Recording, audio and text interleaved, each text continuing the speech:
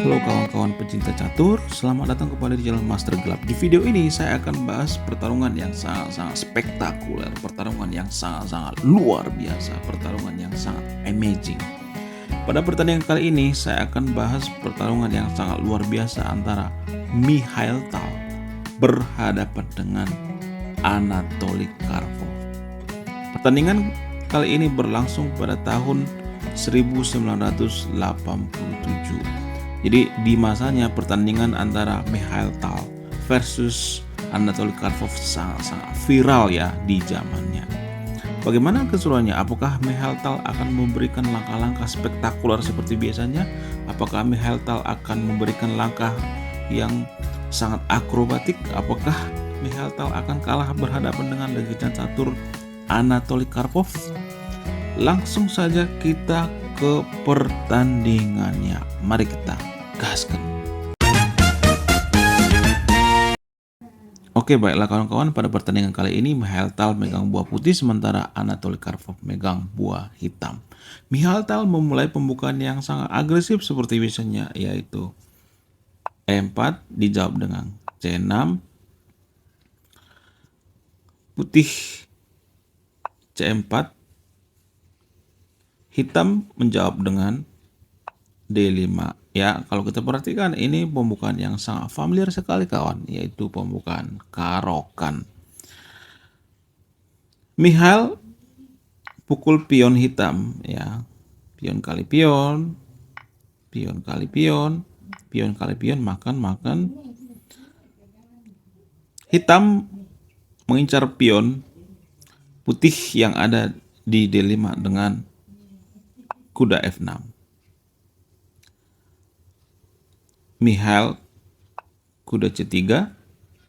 Ya, kalau kita perhatikan di sini ya, pion daripada putih di sini tidak akan bisa dibela ya. Kalaupun dibela dengan mati-matian maka akan ada kerugian ya. Itu pion sisa dari putih ya. Ya, putih posisi seperti ini biasanya akan melerahkan pion yang ada di D5, akan direlakan ya, dimakan oleh hitam. Hitam kuda kali pion. Mikhail melakukan pengembangan kuda ke F3. Hitam kuda kali kuda. Mikhail makan kuda menggunakan pion yang ada di B2 ya. Pion kali kuda, kudanya dipukul menggunakan pion yang ada di B2. Kenapa harus pion yang ada di B2? Kenapa enggak pion yang ada di D2? Karena kalau misalnya dari pion E2 maka akan ada pertukaran menteri ya. Akan ada pertukaran menteri. Ini yang tidak disukai oleh Tal ya pada pertandingan kali ini. Oke, kita kembali ke partai aslinya. Ya, Tal pukul kuda menggunakan pion ya. Hitam G6. Idenya untuk membentuk gajah fianchetto ya. D4 dimainkan.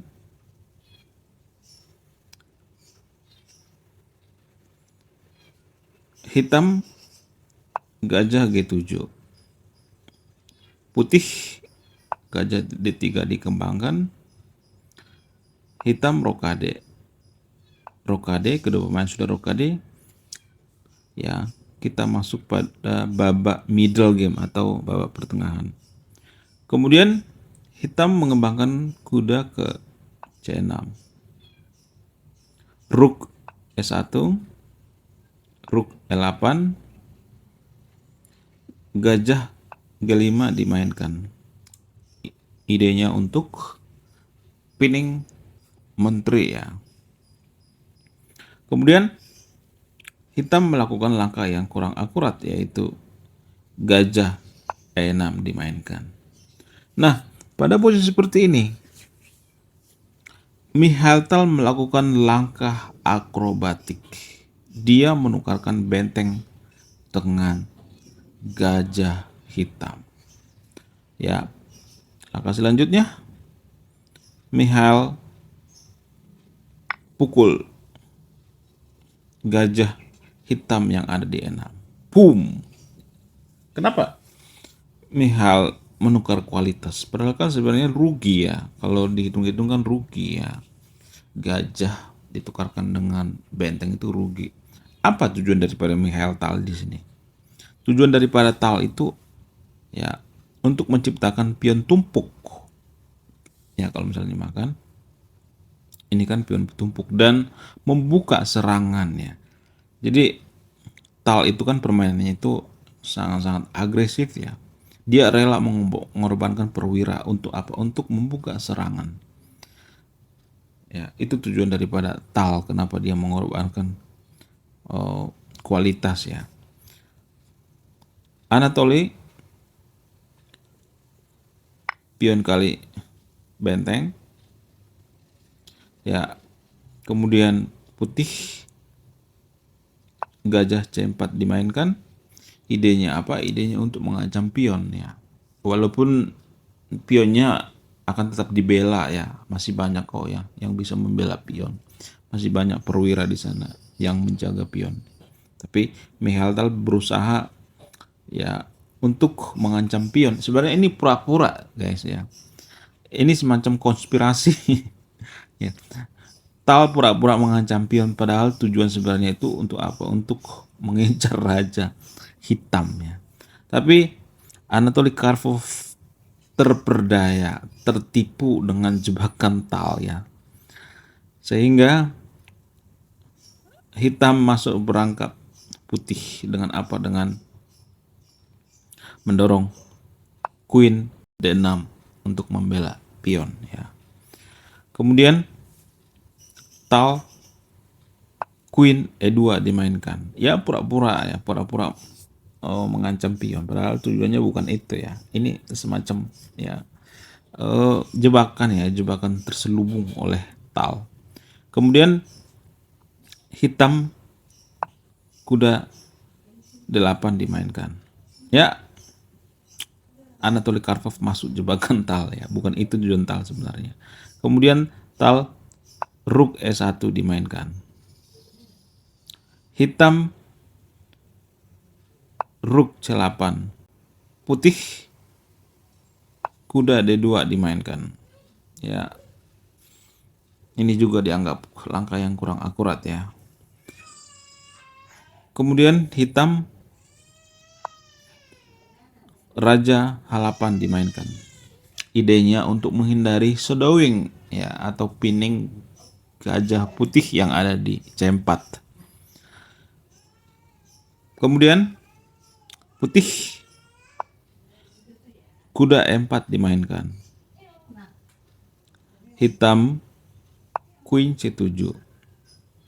Tal menarik gajah ke B3 ya sesuai arahan daripada Stockfish. Hitam E5 mengajak pertukaran pion ya. Kenapa diajak menukarkan pion?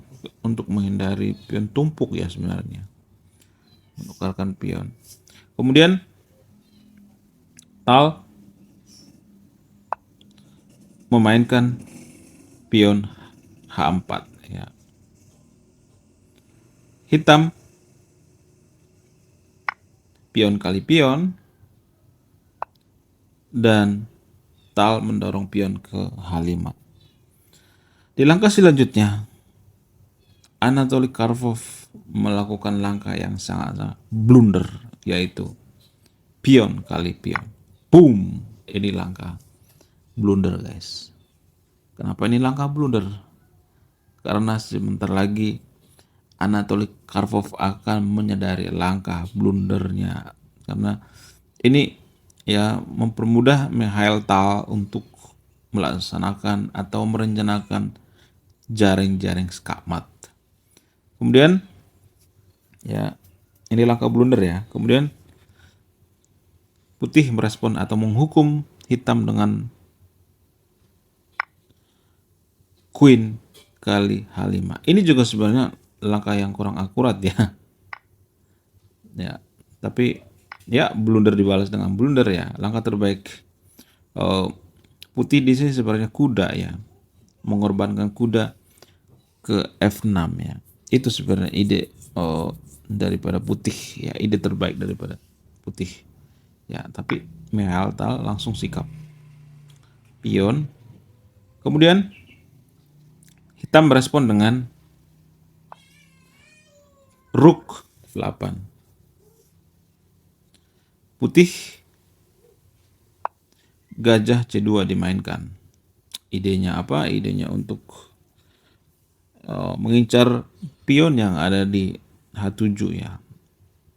Tujuannya untuk menciptakan jaring-jaring skakmat ya. Kemudian hitam merespon dengan queen E5 dimainkan. Putih kuda G3 skak ya. Bukan skak, ster ya. Ster dan hitam pun terperdaya ya. Sengaja ini dikasih sebenarnya. Dikasih gratis untuk menjinakkan menteri hitam ya. Kemudian Anatoly Karpov masuk jebakan dengan queen kali E1.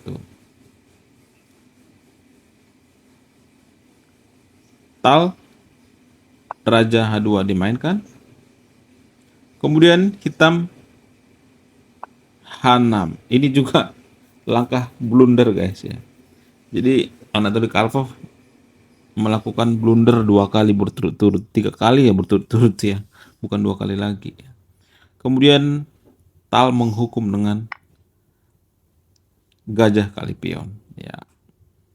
Pionnya disikat kawan. Kemudian raja G8 dimainkan. Ini juga langkah yang kurang akurat. Gajah kali gajah. Kemudian hitam merespon dengan benteng kali F2 ya. Ini langkah yang kurang akurat juga. Langkah yang sangat-sangat tidak akurat ya. Kemudian Tal queen ke H7 dimainkan. Anatoly raja ke F7 ya, raja F7 dimainkan. Tal queen G6. Anatoly raja balik lagi ke G7. Sorry, bukan G7, G8. Yap, kita perhatikan di sini. Ya, Mikhail Tal memainkan gajah ke H6. Open skak ya. Dan tepat pada posisi seperti ini, Anatoly Karpov menyerah. Karena ya nggak ada lagi langkah yang lain ya. Kemana coba? Kalau misalnya rajanya digeser ke H8 misalnya, maka akan terjadi skakmat di petak H7 oleh queen ya. Ya, skakmat yang sangat membagongkan. Oke, sekian video ini. Terima kasih sudah menyimak dan memahami. Saya Master Gelap. Salam satu papan, salam satu hobi. Bye bye.